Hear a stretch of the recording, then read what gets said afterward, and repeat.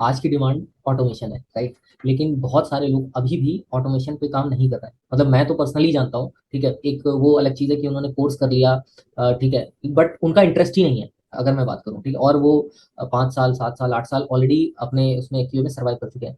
अब अगर वो ऑटोमेशन में नहीं जाना चाहते हैं, ठीक है, उस सिचुएशन में वो क्या करें? मतलब क्या डिफरेंट पाथ हैं? जैसे मैंने ही थोड़ा सा पढ़ा हुआ है कि आप बीए या स्क्रम मास्टर या product owner side domain knowledge लेके आप आगे बढ़ते हो। बट आपको क्या लगता है, क्योंकि ये ऐसी चीज है कि फोर्सफुल नहीं हो सकती। अगर मैं आपसे कहूँ कि आपको पाइथन करना है, आपका इंटरेस्ट नहीं है, ठीक है, क्योंकि इन सब चीजों के लिए इंटरेस्ट आना चाहिए आपका। एक खुद आप टाइम फ्रेम निकालोगे उस चीज के लिए, राइट। कोई आपको फोर्स नहीं कर सकता। इवन आप बेस्ट से बेस्ट ट्रेनर ले लो, लेकिन आपका इंटरेस्ट नहीं है, आप नहीं करोगे उस चीज को। तो ऐसे भी बहुत सारे लोग हैं जो स्ट्रिक्टली रिजिड हैं ऑटोमेशन को लेके।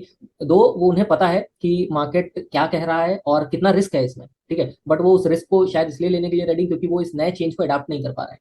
तो उनके लिए आपके पास कोई आई मीन रोड मैप है क्या, या उन्हें ऑटोमेशन ही करनी पड़ेगी आगे जाके? ये गुड क्वेश्चन। और ये मतलब फ्रिक्वेंटली आता है, लेकिन इस बारे में बहुत खुल के बात नहीं कर रहे हैं सब लोग। द थिंग इज, एक तो डिनायल में हमको नहीं रहना चाहिए। राइट। है, आप इंडस्ट्री एसेस करोगे, जॉब डिस्क्रिप्शन पढ़ोगे, आपको समझ में आ जाएगा कि क्या चीज़ें इंपॉर्टेंट। ऑटोमेशन इंपॉर्टेंट है, इसमें कोई डाउट है ही नहीं। right? अब मैं इसको ना दूसरे तरीके से थोड़ा सा पुट करता हूँ। जो लोग डिनायल में हैं, ठीक है, उनके रीजंस हो सकते हैं बहुत सारे, लेकिन आप लॉजिकल रीजन दोगे तो समझ में आता है कि नहीं, ठीक है, I don't want to do the coding, तो मुझे कुछ नया करना है, वो एक रीजन हो सकता है, राइट। लेकिन अगर आप कोडिंग कर सकते हो, राइट, उसके बावजूद भी अगर आप बोलोगे कि नहीं, मुझे इसी टाइप की टेस्टिंग में रहना है, मुझे ऑटोमेशन का कोई फ्यूचर नहीं है, और it's same as how we are doing it, तो थोड़ा गड़बड़ है, राइट। आप ये सोच कर देखो, let say your age is 30 years as of now, right, और आपको 50-55 ईयर्स तक सर्वाइव करना है, करेक्ट। तो आपको नेक्स्ट 20 ईयर्स काम करना है मिनिमम सॉफ्टवेयर इंडस्ट्री में। ये मान के चलते हैं रिटायरमेंट के पहले।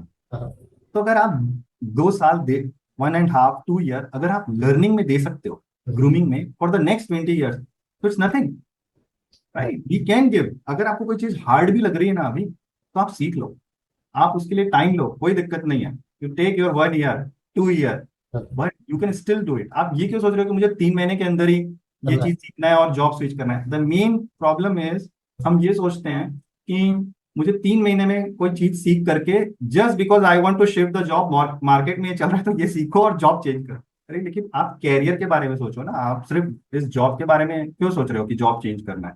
फ्यूचर की भी सोचो।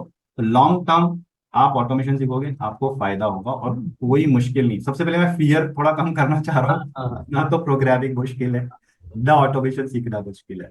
ये माइंडसेट है, क्योंकि हमें उस तरीके से, या तो हमने सीखा नहीं एकेडमिकली हो सकता है, या बाद में हमको ऐसे मेंटोर नहीं मिले जो जो ये बोल सकें कि ये इजी है। इसीलिए। आप चालू करो, सब तरीके से सीखो, अपने प्रॉब्लम को रिजॉल्व करो, राइट। जितने भी आ रहे हैं उसके बारे में बात करो।